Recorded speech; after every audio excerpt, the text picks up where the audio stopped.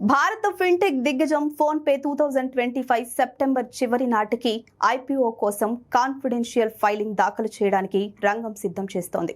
IPO పరిమాణం 10,000 రూపాయల నుండి 13,000 కోట్ల రూపాయల మధ్య ఉంటుందని మార్కెట్ వర్గాలు అంచనా వేస్తున్నాయి. ఈ ఐపీఓ ఇప్పటి వరకు భారతదేశం అతిపెద్ద ఫిన్టెక్ లిస్టింగ్లలో ఒకటిగా మారుతుందని కొందరు అంటున్నారు. కంపెనీ విస్తరణకు, టెక్నాలజీ అప్గ్రేడ్ల కోసం, కొత్త సర్వీసులు అందించేందుకు మూలధనాన్ని సమీకరించడానికి ఫోన్పేకు ఈ పబ్లిక్ ఇష్యూ సహాయపడుతుంది.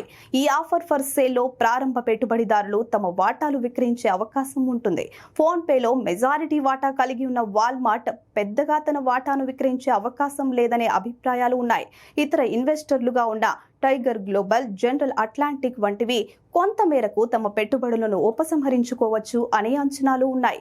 భారతదేశ యూనిఫైడ్ పేమెంట్స్ ఇంటర్ఫేస్ ఎకోసిస్టమ్స్ లో ఫోన్పే 45% మార్కెట్ వాటాను కలిగి ఉంది. ఇది గూగుల్ పే, పేటీఎం వంటి ప్రత్యర్థుల కంటే చాలా ముందంజలో ఉంది. ఏప్రిల్ 2025లో కంపెనీను ఫోన్పే లిమిటెడ్ గా పునర్వ్యవస్థీకరించారు.